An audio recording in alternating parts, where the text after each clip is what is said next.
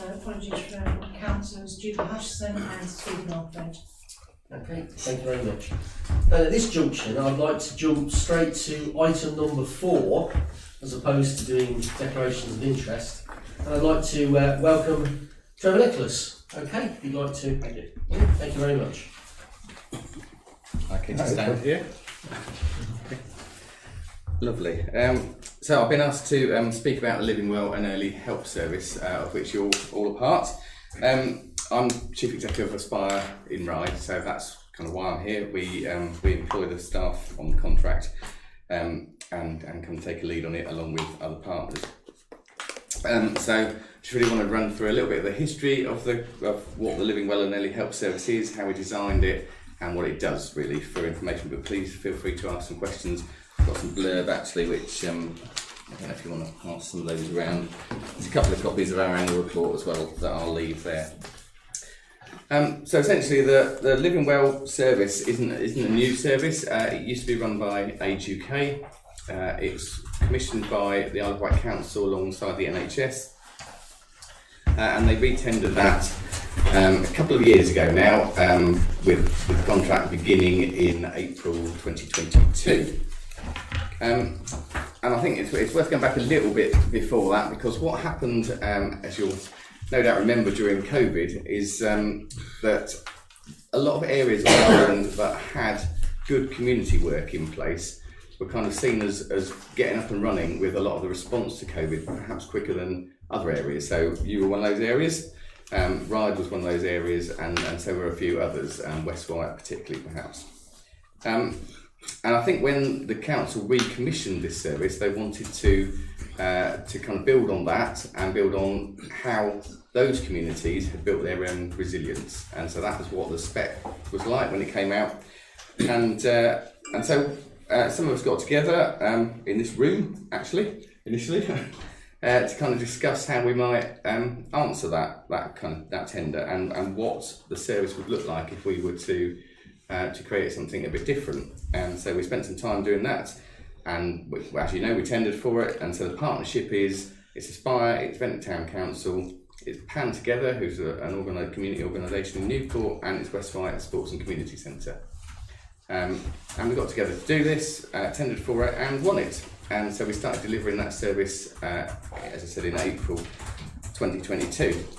And the major difference with it really was that the other service, which was very good, was a transactional service. It was really about people kind of going to it, asking for help on a specific issue, getting help, and then that was it, case closed. And we wanted a more relational service where we got alongside people, where we were actually creating some of the community around them. So it was a longer term solution and helping people to build sort of resilience in their own lives. So that was really the model and the vision for the model that we came up with. There are 3 main elements to the service.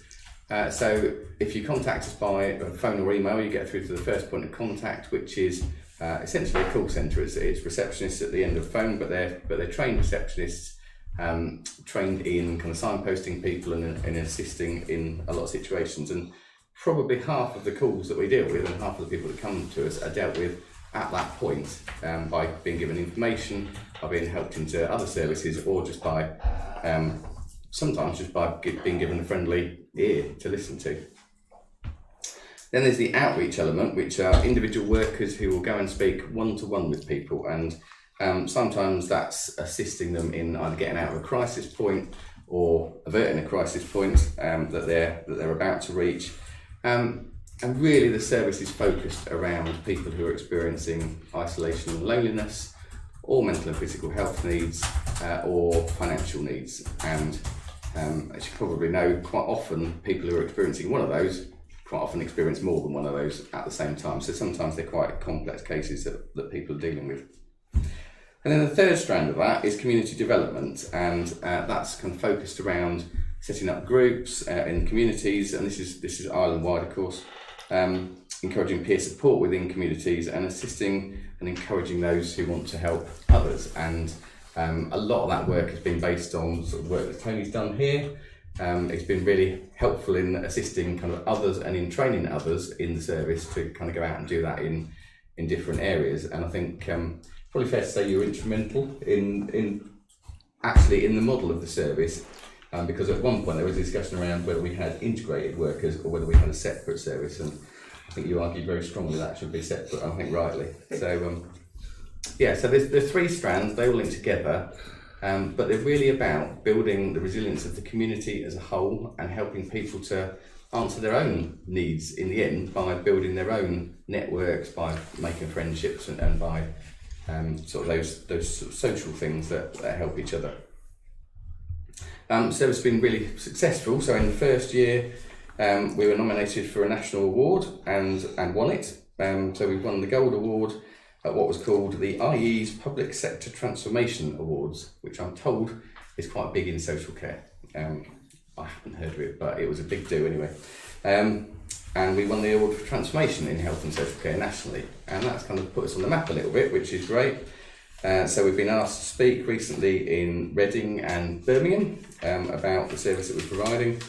We've now just had an invite to this year's commissioning and contracting conference in Derbyshire.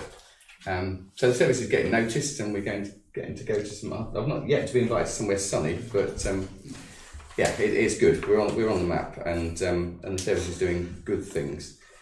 Just in terms of kind of numbers, if you're wondering, well, sort of what does it actually look like in how many people do we assist?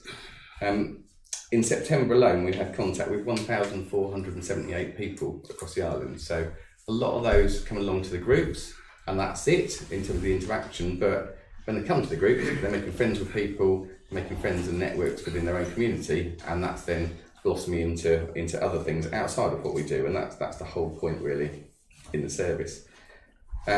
Individual given specific one-to-one support, we did that with 343 members of the community across the island.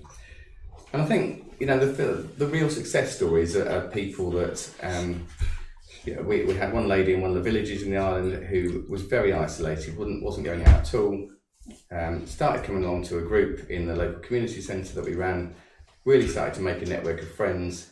She had a passion for knitting, and so she started her own knitting group. And that's really the way that the process is meant to work, that people start doing things for themselves and once they've built those networks. So we've had some really good successes doing that. Just a couple of other little bits that have been added on, and you'll see you've got a leaflet about the equipment advice service. So this was something that was added on to the contract, and again is proving successful out in the community. So our workers have been trained to advise people on little aids and adaptations that might help them. So if for instance, they come along to a group and one of our workers notices that the little rubber bit on the end of their walking stick is worn down, then we've got a supply of those that we just replace it with. There might be some other things. If we notice someone's mobility isn't so good, we can suggest sort of raisers on their chairs and that kind of thing. And we can do that direct with the NHS. So it's a nice little service that goes alongside the other things that we're doing really. And finally, we also, I've got a picture of our van. So we were commissioned to run a mobile hub, which goes out and around the island. It carries some of those aids and adaptations with it so that we can do those things, but it can also do pop-up things, deliver food in sort of, if there are any emergencies, if we've got a water shortage or a power cut in a particular village, we can take supplies to them through that if we need to, that kind of thing. That's probably it, but I'm very happy to answer any questions. When you go out to site and you do a visit and you see what's got to be done, does National Health pay for it and fit it? In terms of the aids and adaptations, yes. Yeah. So that links directly into their own stores that we can access. In terms of other things, sometimes processes are more complex and we have to try and work with social care and the NHS and various other agencies to get what's needed to happen. And quite often, actually, with the one-to-one workers, actually really what they're doing on the ground is putting together all those agencies and making sure they're talking to each other so that the person gets the support that they need. A lot of work to get the end result, isn't it? It can be. Yeah.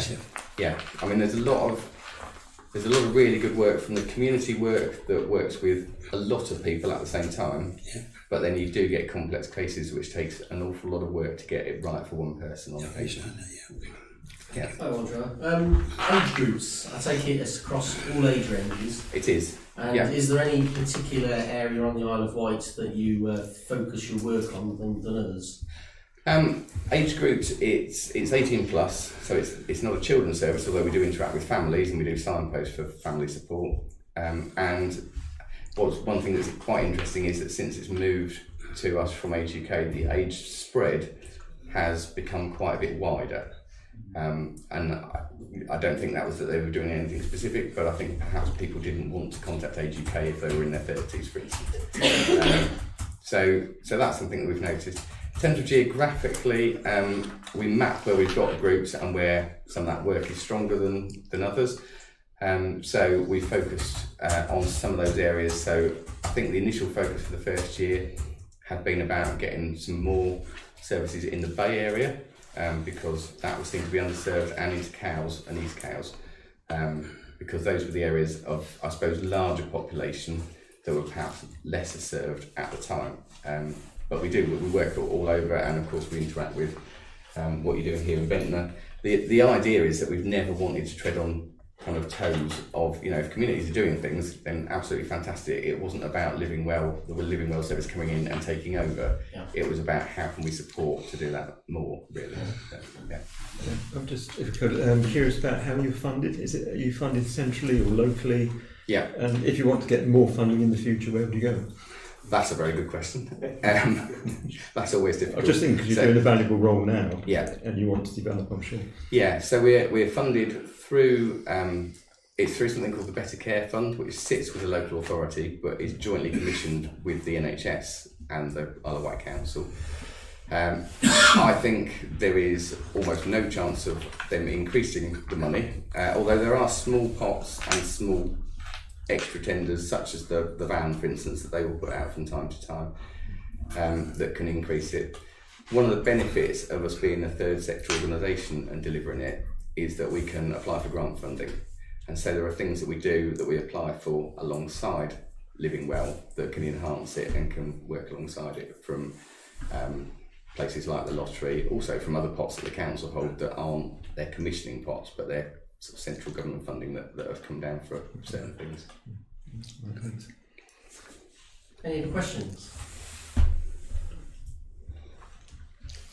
Okay, no. Well, thank you very much, Trevor. Thank you. Greatly appreciate it. Thanks so much.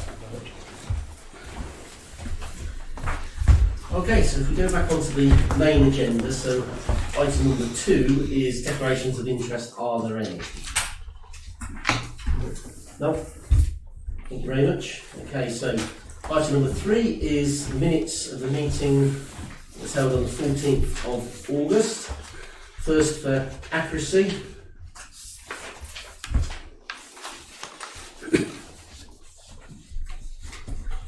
And anything else?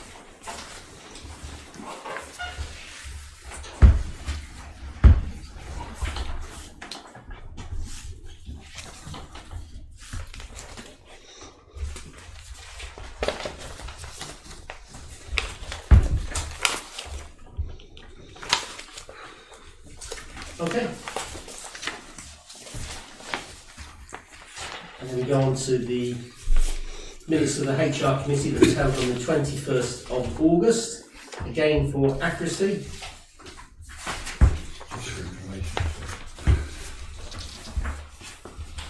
Are you ready to read it? It's just for information.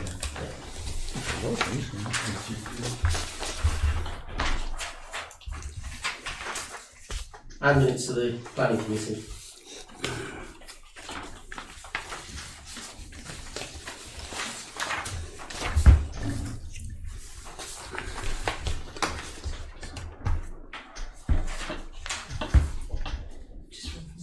So with that, so we need to have a proposer and a seconder for All of them.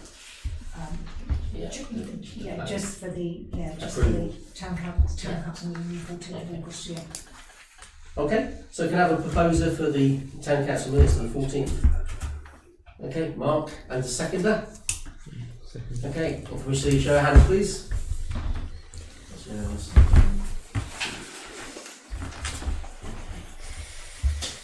And something else I've included here is, as town council meetings are currently held bi-monthly, suggests that the draft minutes be uploaded onto the website after provisionally being accepted by councillors. There's quite a gap between draft minutes being agreed and otherwise being included onto the website. So it's a suggestion to councillors if you'd like to see that happen. Well, that's a suggestion that I haven't got any problems with at all, but any opinions? I think it'd be helpful. Just that somebody needs to have a process that they are checked by somebody before it goes on. Yeah. So maybe if they run it past you and Mark for sanity checking, then Yeah, absolutely. and then I can't see any reason why we shouldn't. Okay. Thank you very much. Okay. So just with that, Steve, I need a proposal in a second of that. Yeah. And proposer? What was proposed? That we actually have the minutes available after this meeting, after you and Mark have With vetted the right of check, I'll propose it. it. Okay, thank you. And the seconder? Yeah, second. Phil? And show of hands, please.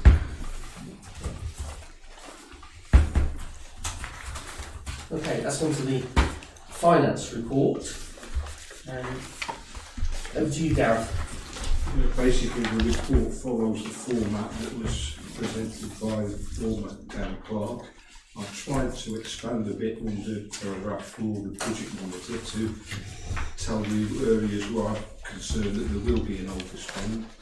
But in total, at this point in time, having regard to foreseen savings, I don't see any particular problem. But obviously, I will go into all of this stuff in a lot more detail if you agree the item in the next item of the budget process, to the suggestion for an informal council meeting on November the 13th to discuss the budget in detail for next year and the revised budget for this year. But apart from that, I just take any questions that you may have. Any questions for Gareth at all?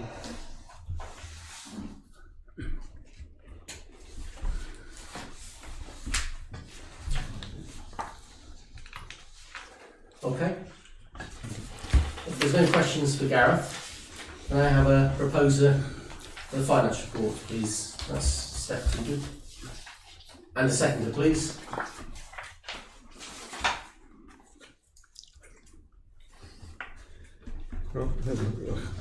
Okay, that's Mark Jeffries. And a show of hands, please.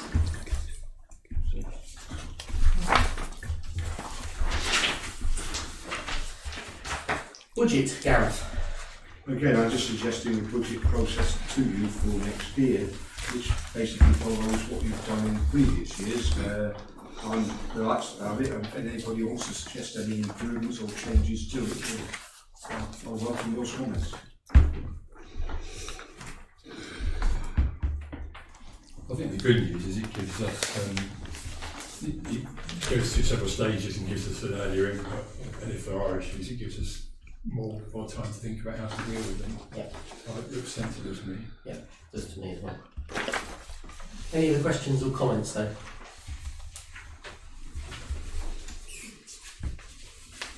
Okay, can I have a proposer again, please? Yeah. And a seconder? And show of hands, please.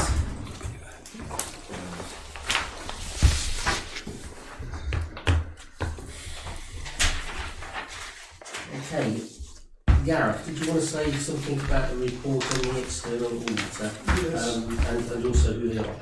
The external auditor is a firm called BDO LLP. They're not appointed by Ventnor Town Council, they're appointed by the government. They've been the internal or external auditor for a period of years now. The conclusions for the 22-23 financial year are there before you. But basically, you've got an unqualified set of accounts, and the financial position of the council is as reported to you in the earlier months of this year, if it's not changed. They do raise 3 items that don't affect their opinion, but they need to report them or bring them to our attention. The first one was that this external auditor's report for the previous year was not brought to council. It's too late to bring it to you now, but what I can do is tell you that, again, it was unqualified and there were no matters arising from the audit for that year.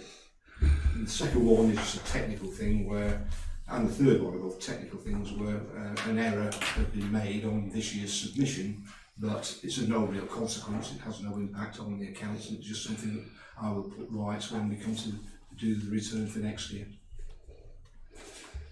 So it's not a decision here, Chairman. It's just sort of noting and approving. Okay, any questions for Gareth at all?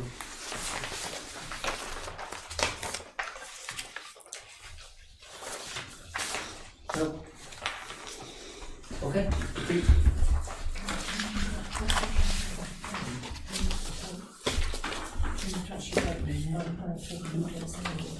Don't need a vote because we've no choice.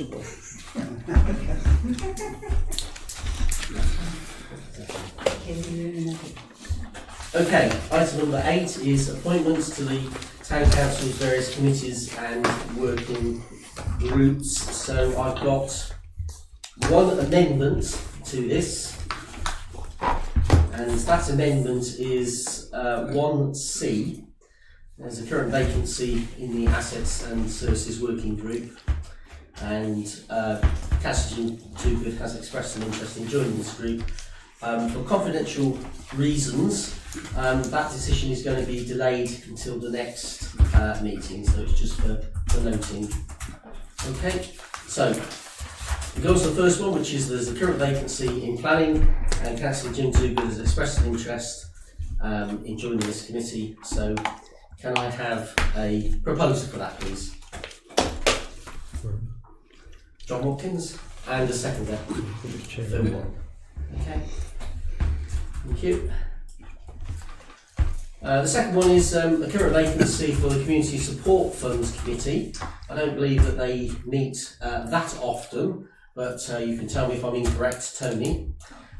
Okay, that's fine. I did actually send an email out and I didn't get anyone indicating their interest, so I did say to Alison that I put my name forward, but tonight Stephanie's also indicated an interest in serving on that committee.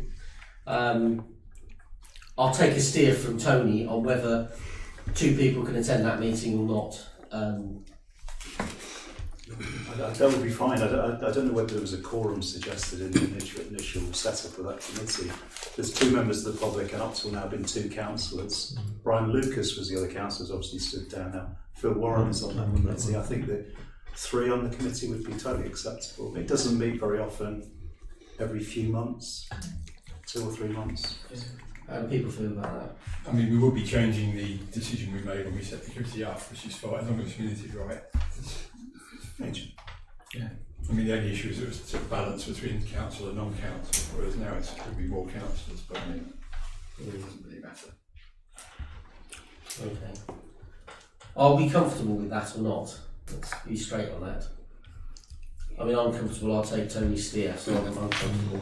I mean, we may need to go back and look at Of the course. policy in terms of it, but I think it would be fine. I think the more people on it, the better. Okay. Okay. Can we have a proposal for that then, please? Phil, second. There you go. Thank you very much.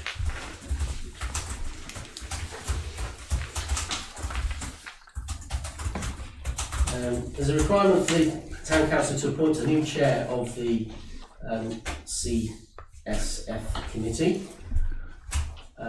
So what is it you want me to do about this, Alison? Just for, if they were happy with this, to appoint Phil as chair of CSF. So it's a proposal and second on show of hands. So I need to vote upon it, please. So we've got a proposal for Phil then. Ian? And seconder? Mark. Thank you. Okay. Thank you very much.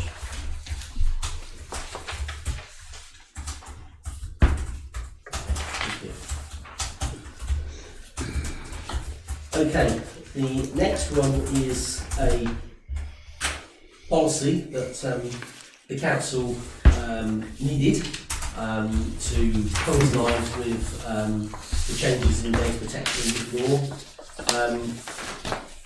it'd be fair to say that that Councillor Hutchins and Councillor Bond did the lion's share of the work on this. I've had some input into it, but it's basically there to adopt tonight. So first, I'll take any questions on it. And if there's no questions, could I have a proposer? Chair, I mean, I'm happy to propose it, and in doing so, just to flag that I think we did find it on policy document, we didn't find any evidence that the other been agreed council. So, in a sense, this is a new document, although we didn't have an old document that we're replacing. It updates to reflect the current legal position, and I think the big sort of headline change in data protection policy, which came in with was really big with GDPR and the Data Protection Act, was the change from opting in to opting out, opting out into opting out, no, opting out to opting in. That's right. Under the old law, effectively, we could keep data and people had the right to opt out and have their data withheld or deleted, whereas now. Public bodies that keep data need to make efforts to make sure that those people that have consented, unless we absolutely need that data for doing our activities. And we, as consumers, we see that on the internet. We're forever being asked to opt into things now, all the cookie messages and everything else. And it's the same for us. So if we are going to keep any data or communicate data either within or beyond the council. We need to make sure that there's a good reason for it and that the people involved have consented. Yeah, I think this policy does that. Okay, so if there's no further questions, can I have just one quick thing, Chair. I'm assuming this will be revisited on a yearly basis. It will be, absolutely. Yeah, we put the date in the front for the review. Yeah. Okay. No further questions, can I have a proposer? Okay, and a seconder? Okay. And can we have a show of hands, please? Thank you. Okay. Next one is the defibrillator at Salisbury Gardens. Is anyone need on this? Or is it? I mean, no decision. Well, I can do. I mean, obviously, we all know what defibs do. They save people's lives, and you can't have too many of them. It's as simple as that. It runs into the core essence of what VTC is about helping the community, and this does exactly what it says in the paper. So I would be suggesting that we adopt it. But take any questions, and if there's no questions, I'll take a proposer. Mark. Just one question. On recommendation B, provide pads for the defibrillator at Levelville. Yep. What was also recommended on the assets and services in the meeting was to provide a training course at the hall. Yes, it was. That is correct, it was.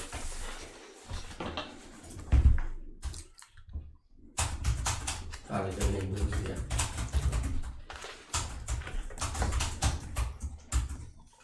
So I assume nobody here has any objections to that.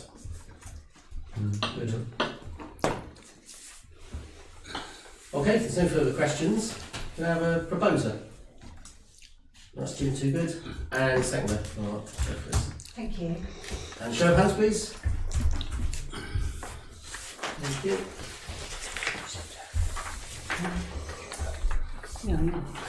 Car parking on the 2nd and the 16th of December. So there's a proposal here that we have free car parking to aid the footfall and businesses within Ventnor. Paper's pretty self-explanatory. Any questions? Yeah. How will this be advertised? Alison? We'll advertise it, John, on the website, likely in the newsletter also. We want to try and attract people to Ventnor from outside, so could something be done running the county press Yes. on Yeah, the way, something, that yeah, sort just, of thing, yeah. and the free papers, so people know Yeah. from outside that they'll be able to come here and park in certain car parks free of charge. Yeah, definitely. And it also should be noted that although the Isle of Wight Council are proposing to make car parking free on Saturday the 2nd of December for Small Business Saturday, they haven't actually agreed it yet. So we're kind of ahead of them. With that said, I think we absolutely should support our businesses in Ventnor. I'm quite sure they will. I'm sure it's not just a tick box exercise for them, but it just shows locally that we're supporting our businesses. And just for clarity, of the Isle of Wight Council, it says they're doing it for noon, but we're doing it all day, or is that what's proposed? Say again, sorry? The report suggests we're doing it all day. The Isle of Wight Council are doing it for the Yeah, afternoon. the Isle of Wight Council are proposing to provide the car parking potentially for midday on the 2nd. And we're doing it all day, is it? That was the Just for clarity, that's fine. Yeah. I certainly think it should be all day for our own event, which is on the 16th of December, which is Christmas in Ventnor. Yeah. The only risk, I suppose, on the 2nd in the communication is that if somebody sees our communication that it's free and our car parks are free all day, parks in the Isle of Wight car park in the morning, there is a slight risk that people get the message that all car parks are free all day and they're not. Well, it's just to highlight which car parks are and which car parks aren't, if there is a variance between.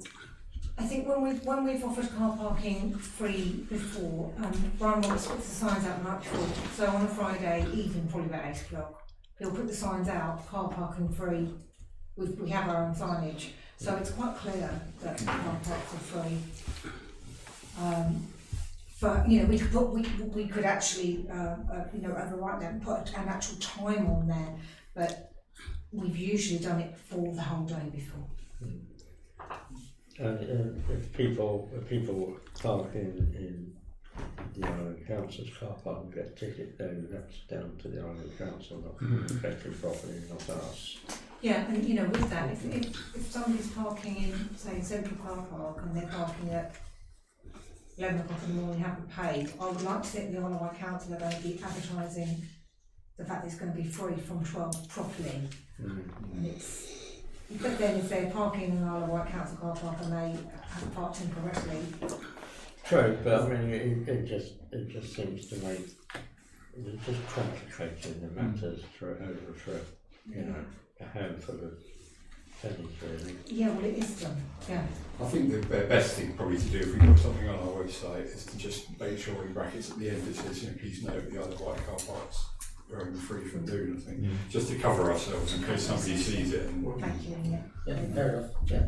I would suggest it's quite important to have the morning free because I think a lot of people like to do breakfast because in December by about 3 o'clock in the afternoon it's a bit ugh.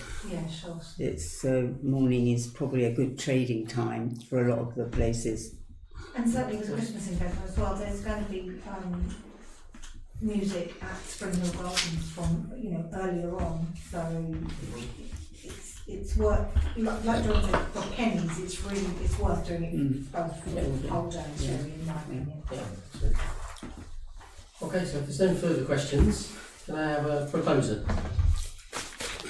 John Watkins, and a seconder? Okay, and a show of hands please. Yeah, that's gone through those. Okay, and the last item is the Town Clerk's report. Alison.